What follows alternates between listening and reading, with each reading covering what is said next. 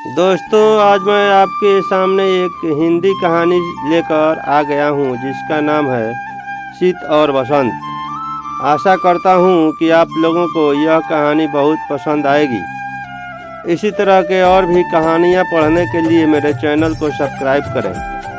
शीत बसंत बिहार की लोक कथा। एक समय की बात है, एक राजा के आंगन में एक पीपल का पेड़ था। उस पेड़ पर एक गौरा और गौरैया रहते थे। एक दिन गौरैया गौरा से बड़े दुखी स्वर में कही, देखिए जी, मेरे मरने के बाद आप दूसरी गौरैया मत लाइएगा, वरना मेरे बच्चों को बड़ा दुख होगा। गौरा ने कहा, ठीक है प्रिय, मैं ऐसा नहीं करूँगा।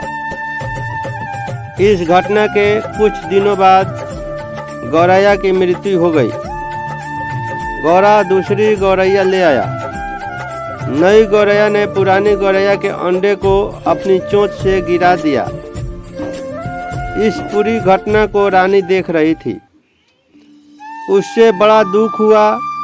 रात को राजा से सोते वक्त रानी ने राजा से कहा, हे राजन, मेरी मृत्यु पश्चात मेरी सौतन मत ले आइएगा, वरना मेरे बच्चों को भी गौरैया के बच्चों की तरह बड़ा दुख होगा। राजा ने कहा, अरे मेरी रानी, मैं भला ऐसा क्यों करूँगा? तुम निश्चिंत रहो, मैं कभी तुम्हारी सौतन नहीं ले आऊँगा। इस घटना के कुछ दिनों बाद रानी की भी मृत्यु हो गई। राजा दूसरी रानी ले आया। राजा के पहली रानी से दो बेटे थे। बड़े का नाम था शीत और छोटे का नाम था बसंत। एक दिन दोनों बच्चे गेंद खेल रहे थे कि अचानक उनकी गेंद रानी को जा लगी। रानी को बड़ा क्रोध आया। वह कूप भवन में जाकर बैठ गई। शाम को राजा ने पूछा तो रानी ने बड़े आवेश में आकर कहा, हे मेरे राजा, अगर तुम मुझे जिंदा देखना चाहते हो तो मेरे सामने शीत बसंत का कलेजा काट कर ले आओ। राजा बड़ा परेशान हुआ। उसने बहेलियों को आदेश दिया कि शीत बसंत को जंगल में ले जाकर उनका कलेजा काटकर रानी के सामने प्रस्तुत किया जाए। बहेलिए शीत बसंत को जंगल में ले गए तो शीत बसंत ने रोते हुए कहा, ओ बहेलियों, हम पर दया करो, हमारे गले के सोने के हार हैं, इन्हें ले लो और हमें जिंदा छोड़ दो। उसमें से एक बहेलिए ने कहा, अरे, इन्हें मारने के बाद ये हार वैसे ही हमारे हो जाएंगे। ये बात सुनकर एक बूढ़े बहेलिए ने कहा, अरे पापी, कुछ तो दया कर, क्यों इन मासूमों की जान लेने पर तुला है? हमें इन बच्चों की बात मान लेनी चाहिए। इसके बाद बहेलियों ने सोने के हार ले लिए और दो खरगोश मारकर उनका मांस रानी को दे दिया। रानी बहुत खुश हुई। जंगल में शीत बसंत अकेले हो गए। चारों तरफ जंगल, जानवरों के डर और भूख से उनका बुरा हाल था।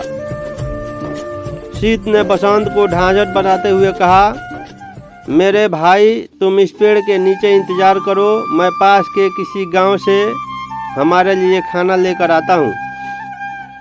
इतना कहकर शीत पेड़ के नीचे बसंत को अकेला छोड़कर भोजन की तलाश में निकला।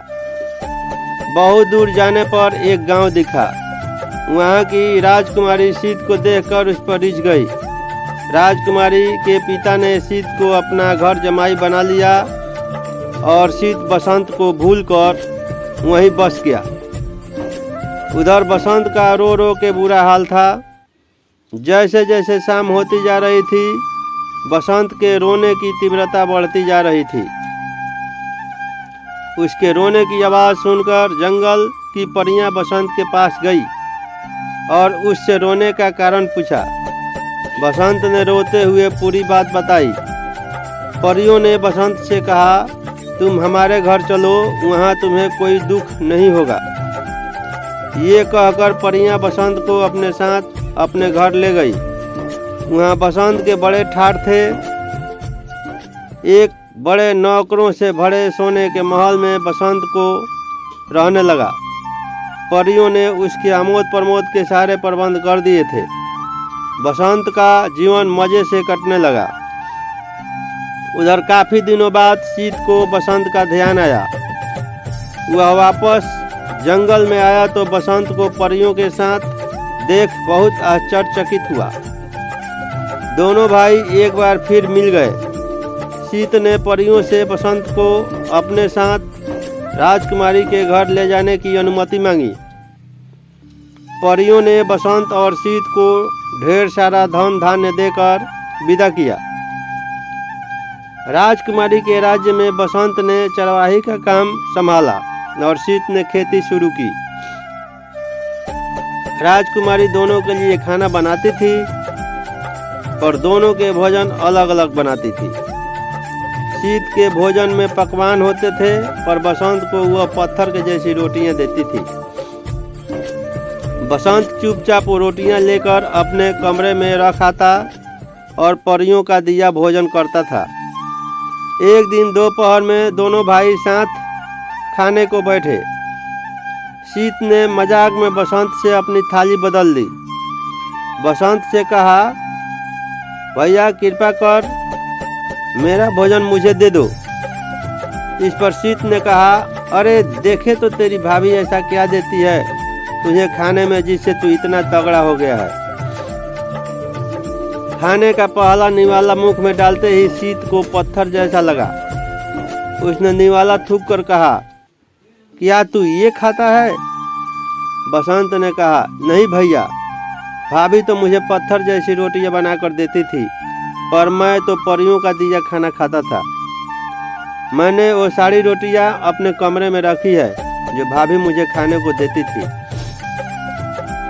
ये सुनकर सीत ने थाली राजकुमारी के मुंह पर दे मारी और दोनों भाई राजकुमारी का राज्य छोड़कर परियों के महल में रहने को आ गए। परियों ने उनका बड़ा स्वागत किया और दोनों भाई सुख से रहने लगे।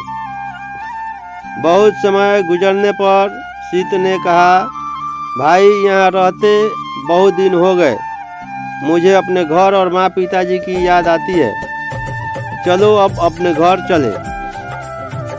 बसंत ने कहा, हाँ भैया, मुझे भी अब घर की बड़ी याद आती है। दोनों ने परियों से विदा ली और अपने घर को चले। उधर काफ़ी दिनों बाद राजा को अपने किए पर पश्चाताप हुआ। उन्होंने दूसरी रानी को जंगल में छोड़ देने का आदेश दिया जहां उसे जंगली जानवरों ने नोच खाया। पर अब राजा गरीब हो गए थे, उनका राज्य उनसे छीन गया था। वे बूढ़े और अंधे होकर भिखारियों का जीवन जी रहे थे। जब उन्हें अपने बेटों के आने की खबर मिली तो उनकी आँख की रोशनी वापस आ गई। सीत बसंत हाथी और घोड़ों पर ढेर सारा सोने हीरे के आभूषण और सामान सहित वापस लौटे।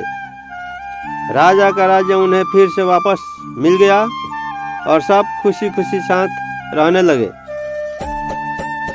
तो उम्मीद करता हूँ कि आपको हमारा यह हिंदी कहानी सीत और बसंत पढ़कर अच्छा लगा होगा।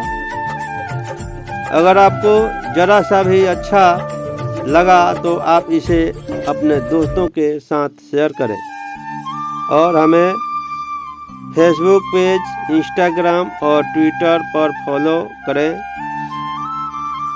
जहां से आपको नए पोस्ट के बारे में पता सबसे पहले चलेगा। हमारे साथ बने रहने के लिए आपका धन्यवाद। जय हिंद, जय Shri Ram. Thank you for watching.